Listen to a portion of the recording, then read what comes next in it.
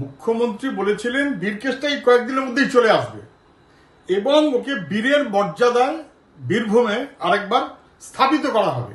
জামিন বিচার ব্যবস্থার একটা অঙ্গ। সিবিআই বা ইডি এই 2 বছর ধরে প্রমাণ জোগাড় করতে ব্যর্থ। কে সিপিএম এর বড় লিডার জানি না, মেরে হাত কাঁপিয়ে দেবো। বীরের সম্মান দিয়ে ওকে জেল থেকে বের করে আনবেন, ঠিক আছে? যতদিন কেসটা ফিরে না আসছে লড়াই আরো 3 গুণ বাড়বে। কোনো কাহিনী শুনবো না, 9টার ভেতরে বাড়ি ঘর ভেঙে আমি ছাড়িয়ে দেবো। নমস্কার, দর্পণ উইথ অঞ্জন ইউটিউব চ্যানেলে আপনাদের স্বাগত। আজকে যা ঘটনা ঘটেছে তাতে যা শুনলাম, রাজ্য বিজেপির নেতারা মুখ লোকানোর জায়গা পাচ্ছে না।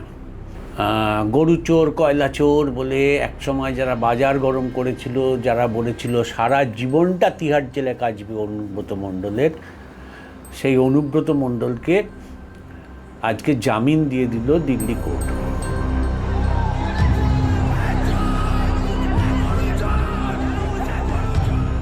এখন কি বলবেন? 2024-এর 21-এর বাজার গরম করেছেন অনুব্রত মণ্ডলকে নিয়ে, 2024-এর ইলেকশন বাজার গরম করেছেন বিজেপি। কিন্তু এই যে পর পর সব ছাড়া পাচ্ছে, এটাতে কি বলবেন বিজেপির নেতাদের মুখে এই মুহূর্তে কোনো কথা নেই এবং তারা রাজ্য বিজেপির নেতারা সত্যি খুব অস্বস্তিতে পড়ে গেছেন।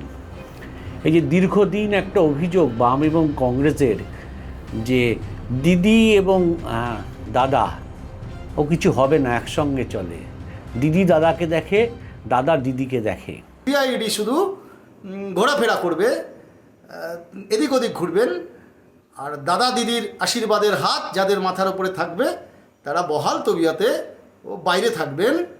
আর সিবিআই ইডি তাদের জামিনের বিরোধিতা করতে ব্যর্থ হবে, প্রমাণ জোগাড় করতে ব্যর্থ হবে এবং একটা নির্দিষ্ট সময় পরে তারা সবাই বাইরে ঘুরে ফিরে বেড়াবেন। মুখ্যমন্ত্রী বীর কেসটা জামিন পেয়েছেন, আশা করি উনি দিল্লিতে যাবেন, বীরের মর্যাদায় ভূষিত করে ওকে নিয়ে আসবেন এবং আরেকটু প্রমোশন দেবেন। শুধু বীরভূমের সভাপতি কেন, অর্থাৎ মমতা ব্যানার্জি নরেন্দ্র মোদীকে দেখেন, নরেন্দ্র মোদী মমতা ব্যানার্জিকে দেখেন। এই যে বারবার বাম এবং কংগ্রেস কথাগুলো বলছিল, ধীরে ধীরে দেখা যাচ্ছে তাই হচ্ছে।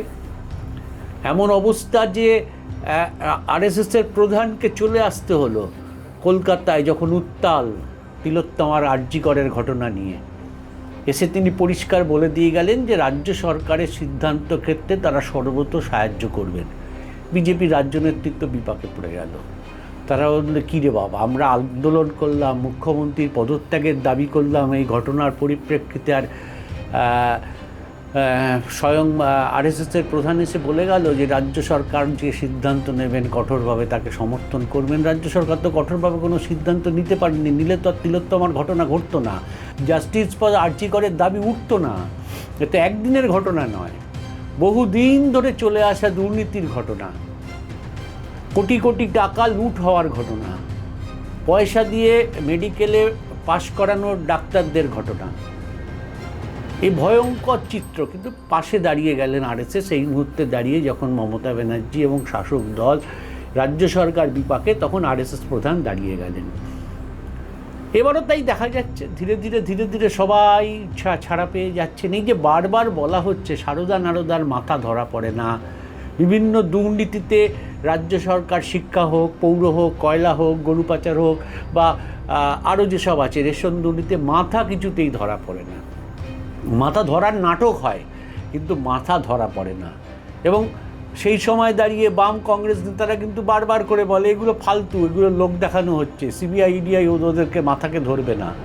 দেখা যাচ্ছে যে বাস্তবে ধীরে ধীরে তাই হচ্ছে। শিক্ষা দুর্নীতি ক্ষেত্রে মোবাইল ছুঁড়ে পুকুরে ফেলে দিয়েছিল সেই বিধায়ক ছাড়া পেয়ে গেছেন, এবং দুর্ভাগ্যজনক হলেও সত্য ঘটনা, সেই বিধায়ক হচ্ছে শিক্ষা বিষয়ক বিধানসভা কমিটির এখন সদস্য। ভাবতে পারেন এই যে নেক্সাস, আরএসএসের সঙ্গে তৃণমূলের যে নেক্সাস, এই নেক্সাসটা কিন্তু মারাত্মক। ফলে কার্যত পশ্চিমবঙ্গের কোনো দুর্নীতির কোনো সুরাহা হচ্ছে না। এই একদম মানে সাল থেকে যে দুর্নীতির ধারা বইছে 2014 সালের পর নরেন্দ্র মোদী সরকার আসার পর থেকে তা ধীরে ধীরে যেভাবে বাধাপ্রাপ্ত হচ্ছে, নিঃসন্দেহে রাজ্য বিজেপির নেতারা কিন্তু এবার অস্বস্তিতে পড়তে শুরু করলেন। অনুব্রত মণ্ডল জামিন পাওয়া, এটা নিঃসন্দেহে রাজ্য বিজেপির মুখ লোখানোর জায়গা পাচ্ছেন না নেতারা। কি বলবেন? যে অনুব্রত মণ্ডলকে এত থ্রেট, এত রকম কিছু করা হয়েছে, বারবার বলেছেন সারা জীবন তারা জেলে খাটবেন, আর ফিরতে পারবেন না, সে জামিন পেয়ে যাচ্ছে।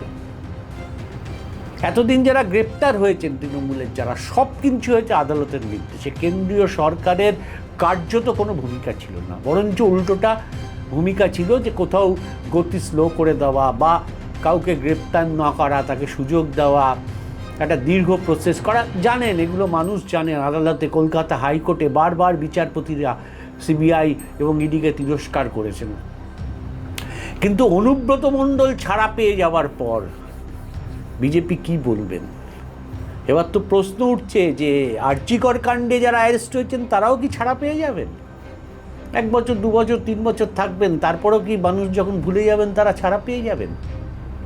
এখন কিন্তু এই প্রশ্নটা উঠছে, এবং এই ছাড়া পাওয়ার ক্ষেত্রে কিন্তু একটা বড় ভূমিকা নিতে শুরু করে দিয়েছেন দিল্লির কেউ কেউ। এই যে মোদি দিদি গটাপ, এই তথ্যটা আসছে বারবার, তা কিন্তু প্রমাণ করে দিচ্ছে যে সত্যিই বোধহয় মানুষের মধ্যে ধারণা হয়ে যাচ্ছে, সত্যিই বোধহয় গটাপ। রাজ্যের বিরোধী দল সত্যি এর উত্তর দেবেন কি করে জানা নেই। তাদের কাছে একটা সুযোগ এসছিল এই রাজ্যে, 19-এর নির্বাচন, 21-এর নির্বাচন, কিন্তু তারা ক্রমশ মানুষের বিশ্বাসযোগ্যতা হারিয়েছেন। আরজিকর কাণ্ডে কিন্তু সেটা বারো করে প্রমাণ হয়ে গেছে। তারা যখনই আরজিকর কাণ্ডে নাগরিক সমাজ, ডাক্তার সমাজের মধ্যে ঢুকতে গেছেন, তাদেরকে শুনতে হচ্ছে গো ব্যাক স্লোগান। অর্থাৎ মানুষ অনুভব করতে শুরু করে দিয়েছেন যে কার্যত এরা অপরাধীদের বাঁচাচ্ছে। যে অপরাধীরা বিভিন্ন দোষে দুষ্ট, শুধু আরজিকরের ঘটনা নয়, অন্য সব, শিক্ষা থেকে শুরু করে সব, সেই সমস্ত ক্ষেত্রে অপরাধীদের বাঁচানোর ক্ষেত্রে একটা বড় ভূমিকা নিচ্ছে কেন্দ্রের বিজেপি সরকার। আরও বড় করে বলা যায় যে নাগপুরের আরএসএস। ফলে স্বাভাবিকভাবে মানুষের প্রত্যাগ ক্রমশ জাগছে বিজেপির ওপর। বিজেপি নেতারা বোধহয় বুঝতে পারছেন না, তারা এইটুকু ভেবে আশান্বিত হচ্ছেন, আরে ধুর সিপিএম তো শূন্যই আছে, এত ভয় পাওয়ার কি আছে। কিন্তু ঝটকা বলে না, ঝটকায় কিন্তু অনেক কিছু ঘটে যেতে পারে। 2077 সালে যখন সিপিএম এসছিল, কেউ ভাবতে পারেনি যে সিপিএম চলে আসবে, কেউ ভাবতে পারেনি। ঝটকাটা খুব মারাত্মক হয়ে যায়। বিজেপিকে কিন্তু ফেস করতেই হবে যে দুর্নীতিগ্রস্ত যারা গ্রেপ্তার হয়েছেন তারা কেন জামিন পাচ্ছেন। মানুষেরই প্রশ্নের মুখে বিজেপিকে কিন্তু পড়তেই হবে, আজ না হোক কাল। বিজেপিকে পড়তে হবে যে কেন তিলোত্তমার ঘটনা, আরজিকরের ঘটনায় বিজেপি সেভাবে ভূমিকা নিতে পারল না, কেন তারা যেখানেই গেছে সেখানেই মানুষ গো ব্যাক স্লোগান দিয়েছে, তাদের বিশ্বাসযোগ্যতা তলানিতে থেকে গেছে কেন, তারা কেন কেন্দ্রীয় নেতৃত্ব বা নাগপুরের আরএসএসকে বোঝাতে পারেনি যে মমতা ব্যানার্জির পাশে দাঁড়িয়ে কোনো লাভ নেই। বিজেপিকে কিন্তু বুঝতেই হবে একদিন না একদিন, এবং সেই বোঝার সময় বোধহয় বিজেপির ধীরে ধীরে চলে এসছে অনুব্রত মণ্ডলের জামিন হয়ে যাওয়ার ঘটনায়। একটার পর একটা ঘটনায় জামিন পাচ্ছেন, হয়তো আরও কিছু মামলা বাকি আছে, তাতেও জামিন পেয়ে যাবেন। লোকসভা নির্বাচনের আগে বীরভূমে সভা করতে গিয়ে মুখ্যমন্ত্রী বলেছিলেন অনুব্রত মণ্ডল নির্বাচনের পর জামিন পেয়ে যাবেন, বাস্তবে কিন্তু তাই হলো। অর্থাৎ ওনাকে আগে থেকে আশ্বস্ত করে দেওয়া হয়েছিল নাগপুর থেকে অথবা দিল্লি থেকে যে জামিন হয়ে যাবে, তাই তিনি বলতে পেরেছিলেন কথাটা। বাস্তবে কিন্তু তাই দাঁড়াচ্ছে। বিজেপির নেতাদের কিন্তু উত্তর দিতে হবে।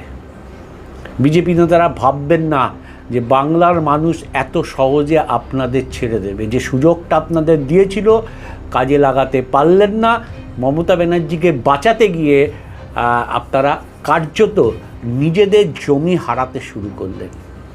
এর উত্তর দিতে হবে।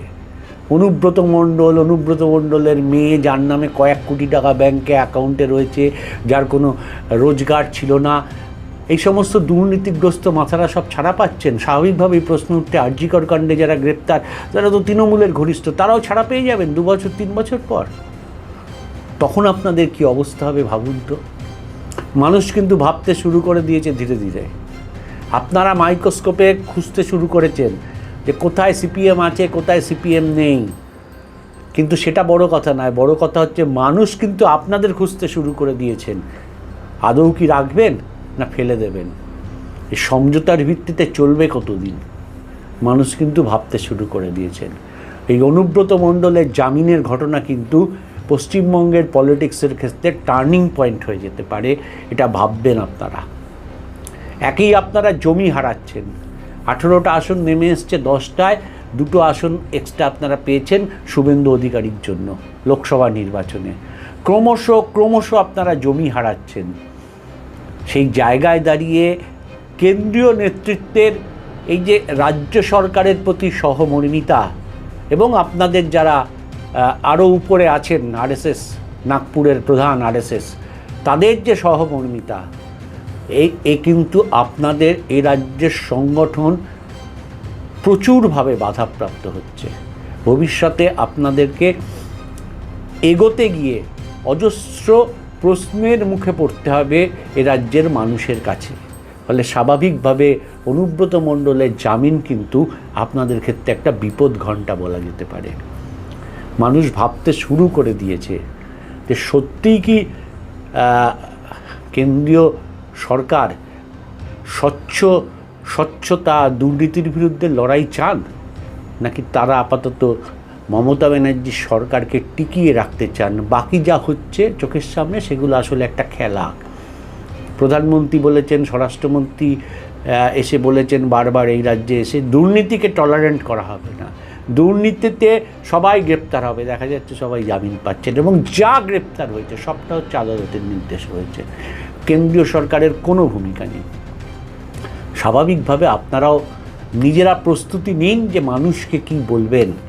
অনুব্রত মণ্ডলের জামিন কিন্তু বড় প্রশ্নের মুখে আপনাদের থামিয়ে দিল।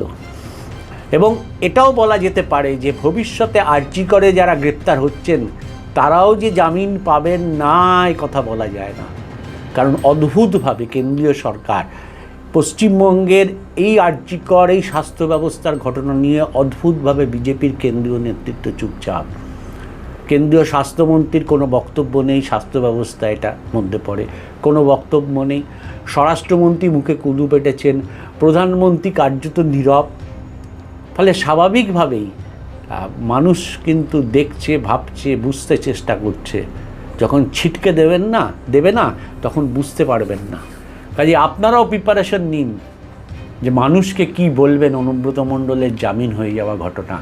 মানুষ যদি প্রশ্ন করে যে আর.জি. করেও কি এরকম ঘটনা ঘটবেন, যারা গ্রেপ্তার হয়েছেন বা হবেন 2 বছর 3 বছর পর জামিন হয়ে যাবে, কি বলবেন? বলতে তো কিছু পারবেন না। যদি কোনো বড় মাথা গ্রেপ্তার হয় তখন কি করবেন? স্বাভাবিকভাবেই বিজেপিকে কার্যত বিপদে ফেলে দিল, রাজ্য বিজেপিকে কার্যত বিপদে ফেলে দিল এই ঘটনা, এটাই বলা যেতে পারে। আপাতত এই এপিসোডে এইটুকুই। পরের এপিসোডে অন্য বিষয় নিয়ে আসছি। ধন্যবাদ।